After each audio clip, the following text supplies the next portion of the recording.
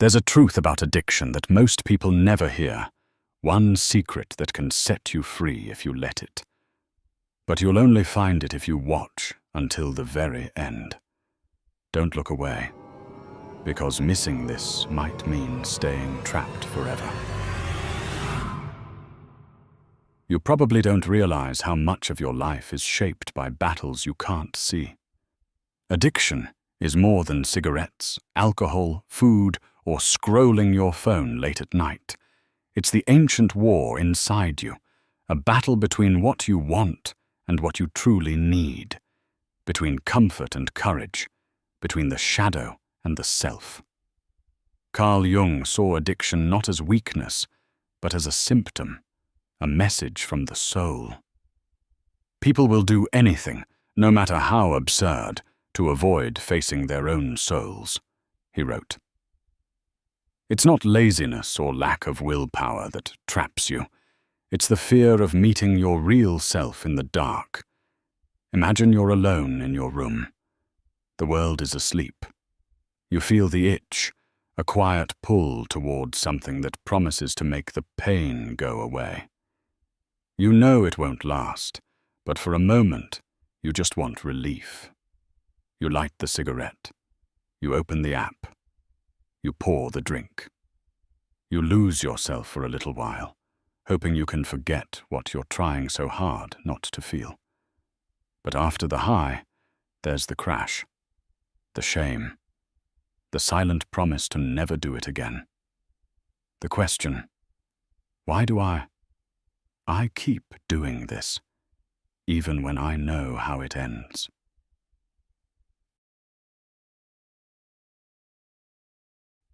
Most people see cravings as enemies, monsters to be slain or hidden away. But Jung's philosophy turns everything upside down.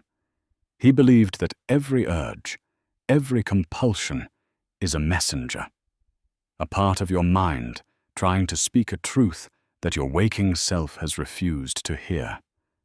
Think about it. If you were perfectly content, perfectly whole, what would you need to numb? What would you need to escape? Cravings are the language of the soul's pain. Addiction isn't just about chemicals or habits. It's about what's missing in your life. It's not a battle of strength. It's a puzzle of meaning. This is why so many fail. They focus on discipline, but never ask, what is this urge trying to tell me? What part of me have I locked away in the basement, hoping it will disappear? In Jung's psychology, the shadow is everything you've rejected, everything you've denied, everything you're ashamed to admit even to yourself. The more you hide your shadow, the more powerful it grows. Addiction is the shadow's favorite disguise. It shows up as comfort, but it feeds on your silence. You think, I just want to relax. I just want to feel good. I just want to stop thinking for a while. But underneath, the shadow whispers, you're not enough. You're alone. You'll never change. Every addiction is a mask for pain. Most people spend their lives rearranging the mask, never realizing that the real transformation only begins when you dare to look beneath it. We live in a culture obsessed with self-control. Just say no. Be strong. But if that worked, you wouldn't be here. Jung would say, the shadow is not defeated by force. It is only transformed by attention. Imagine trying to push a beach ball underwater. The harder you press, the more it fights back. This is how most people live, suppressing, denying, fighting. Eventually, the beach ball explodes to the surface, stronger than before. You can't white-knuckle your way out forever. The craving always returns. The real question isn't how to suppress it, but how to understand it. Here is where things change. The next time you feel the urge, don't run. Don't fight. Just notice. Pause and ask, what am I really looking for right now? Is it comfort? Is it distraction? Is it love? This is the beginning of self-mastery. Observing the craving, not becoming the craving. You may notice a story running in your mind. Maybe it's fear, or loneliness, or a sense that you're missing out. Maybe it's a voice that says, you'll never be free. But as you notice, you create a gap, a space where you can choose. Most people never get this far. They are too busy, too numb, too scared. They would rather stay in the dark than risk seeing what's hidden there. But you, right now, have already begun the journey, because curiosity is the first act of rebellion against addiction's power.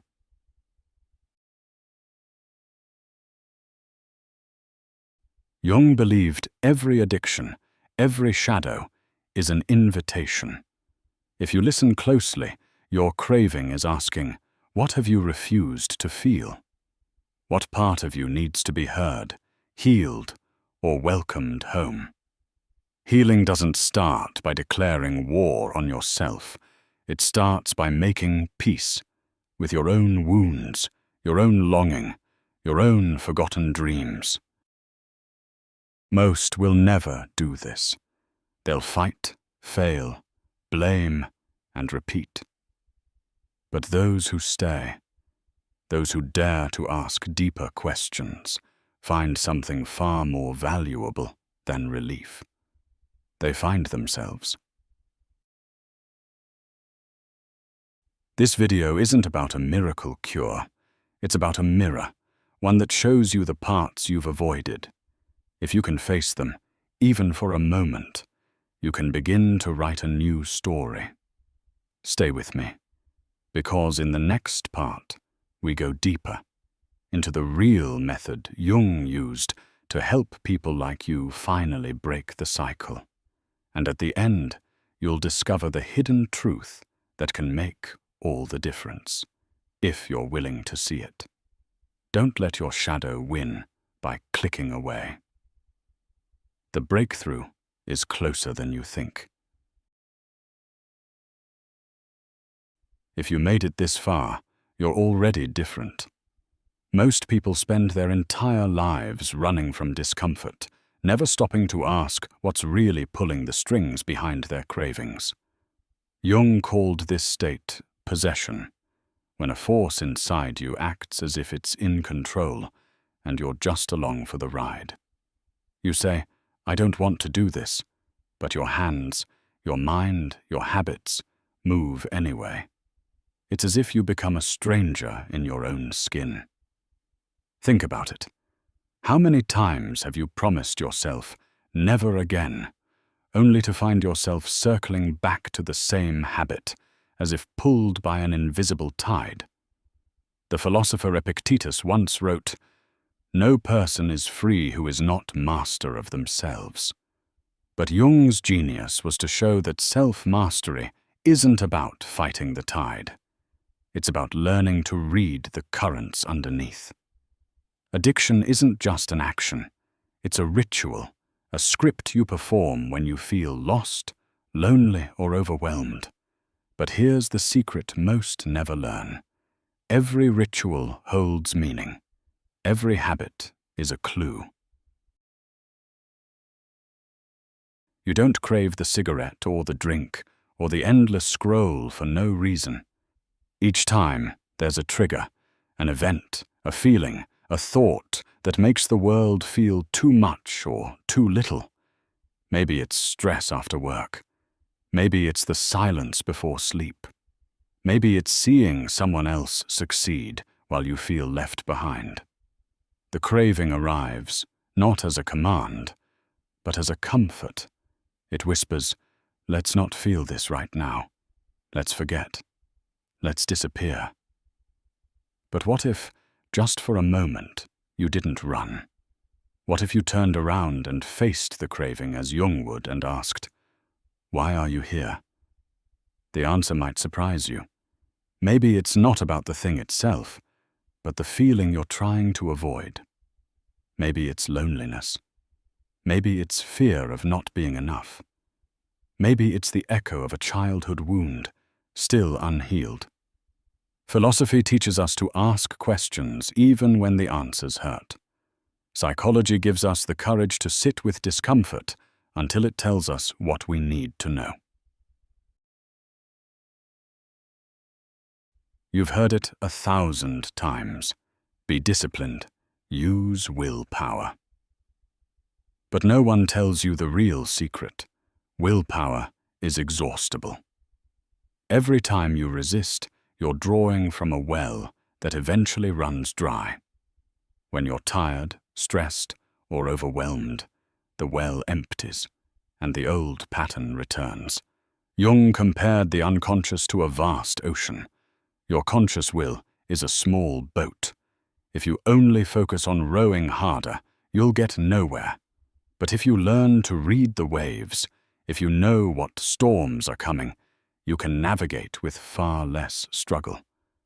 This is the real skill, learning to notice your patterns without judging them, to see the craving not as failure, but as information about what's missing, information about what you truly want.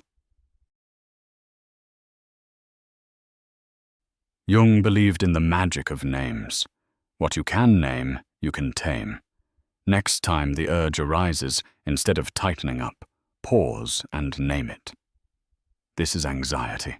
This is loneliness. This is the part of me that wants to be soothed. It may sound simple, even silly, but the act of naming pulls the craving out of the shadows and into the light. The more clearly you see it, the less power it has over you. When you can say, "I know why you're here," you begin to change the story.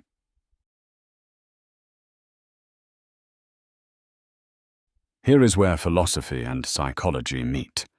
The goal isn't to destroy the craving, but to integrate the lost part of yourself that's using the craving to cry for help.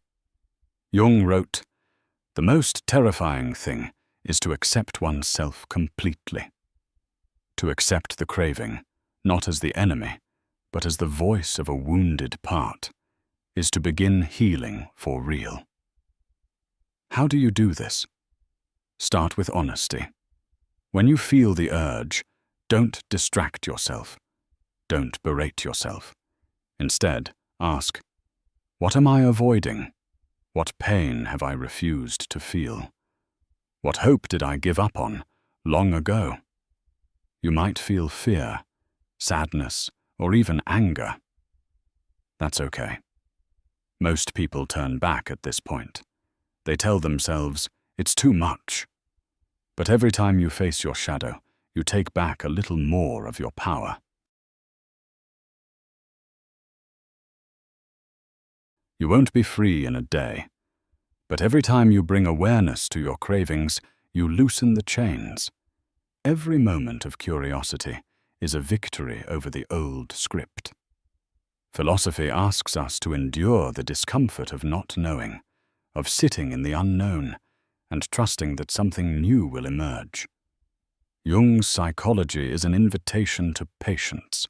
Change doesn't happen all at once, but each act of awareness, each honest question, plants a seed for the future. As you learn to listen, not run, not numb, not distract, you start to discover a new voice inside. A wiser voice, one that doesn't need to shout or threaten. One that says, I see you. I know you're hurting. But you don't need to escape anymore. You can stay. This is the beginning of self-trust. This is what Jung called individuation. The journey of becoming whole, not by cutting away the parts you don't like, but by welcoming them home. Most people will never know this feeling. They'll spend their lives chasing relief and missing the lesson. But you, by staying, are already on the path less traveled. You might not feel free yet. That's okay. But freedom isn't a moment. It's a process. It's the result of 1,000 small acts of courage, 1,000 moments of turning toward your pain, not away. The journey continues. In the next part, you'll learn the final step, how to use the energy of your cravings as fuel for transformation, not self-destruction. And you'll discover the truth Jung reserved for his bravest students, a truth that turns addiction into a teacher, not a curse. Don't miss it, because the last lesson is the one that changes everything. The alchemy of craving. You've made it here, through the hard questions and the hidden rooms of your own mind. Most people would have clicked away by now, scared off by the discomfort or by the fear that nothing can change. But you stayed. That already means something. It means you're not just searching for relief, you're searching for transformation. Carl Jung didn't believe in shortcuts. He believed in alchemy. He saw life as a process of turning lead into gold, not by throwing away what's dark or heavy, but by melting it down, understanding it, and allowing it to be changed by your awareness. Think about the urge, the craving, the pull toward your old habits. Every time it rises, it's like a spark, full of energy, full of potential. Most people waste that energy by fighting it, running from it, numbing it, or shaming themselves for feeling it. But what if you learned to use that spark instead of trying to extinguish it? The alchemists believed that every poison can be turned into medicine, if you know the secret. Jung believed your craving, your addiction, is the very material from which your new self can be forged. Turning poison into power. It starts with a shift in attitude. Instead of asking, "How do I get rid of this feeling?" ask, "What can I learn from it? How can I use its energy?" Craving is energy. It's the mind's way of saying, something is missing. Something needs to move. When you feel the urge, don't waste it. Channel it. If you're craving a cigarette, use that moment as a cue to take a deep breath, to move your body, to write down your thoughts, to create something, even if it's just a single honest sentence about what you're feeling. This is the difference between unconscious repetition and conscious transformation. You can't always stop the urge from coming, but you can choose what you do with it. Over time, this practice rewires your relationship with yourself. Jung noticed that people who escaped addiction didn't just quit. They replaced one ritual with another, one pattern with something more meaningful. You need new rituals, new ways to use the energy that used to fuel your cravings. If you always reached for your habit in times of stress, try pausing and feeling the ground under your feet instead. If you used to numb your mind before sleep, try journaling the one truth you're most afraid of admitting. If you want to run from discomfort, try moving toward it for 60 seconds, naming it, breathing through it, and letting yourself feel it fully. Small rituals, done with awareness, are the tools of transformation. From shadow to self. Jung believed the purpose of life is individuation, the process of becoming whole by integrating all the lost, rejected, or feared parts of yourself. Addiction shows you where your wounds are, but also where your greatest energy lives. The shadow isn't your enemy. It's your guide to your own hidden potential. Every time you pause and face your craving, you reclaim a little more of your power. You become less divided, more unified, more yourself. And slowly, your identity changes. You're no longer the addict, the lost cause, the one who can't change. You become the observer, the chooser, the alchemist, Someone who can hold pain, longing, and even fear, and still move forward with purpose. A new identity. You might wonder, how do I know if I'm really changing? The answer isn't dramatic. It's quiet. You notice that the voice of shame gets softer. You notice you don't need to hide from yourself as much. You catch yourself pausing, reflecting, choosing. Just once, and then again. You begin to trust yourself, and that trust grows, one small act at a time. Most people measure change in big victories or clean streaks, but real transformation, Jung believed, is measured by your willingness to show up honestly for yourself, day after day, no matter what. The hidden reward. Here's the payoff most never expect. The journey through addiction is not just about quitting a habit. It's about discovering a new relationship with yourself. You start to realize that you're stronger than you thought, wiser than you believed, and more capable of holding discomfort than you ever imagined. You stop seeing yourself as broken. You start seeing yourself as brave. Jung wrote, "I am not what happened to me. I am what I choose to become." That's your truth now, too. One last challenge. If you've watched until the end, you've already proven you're not like most.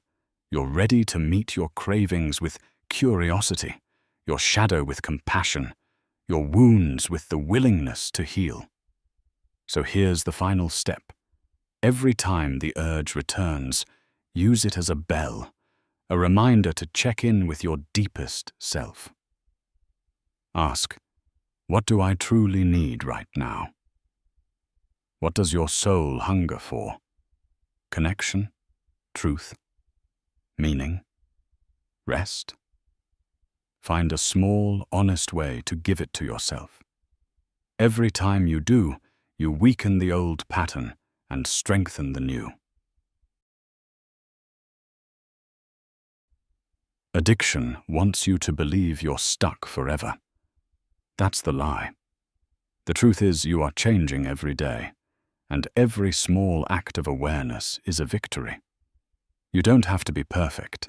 You only have to keep showing up. If you made it to the end, you're not just watching a video. You're doing the work most people avoid for a lifetime. Hold on to that, because as Jung knew, the freedom you seek was always waiting for you, just beneath the shadow, just inside the craving, just on the other side of the fear. You'll never let addiction win again. Not after this.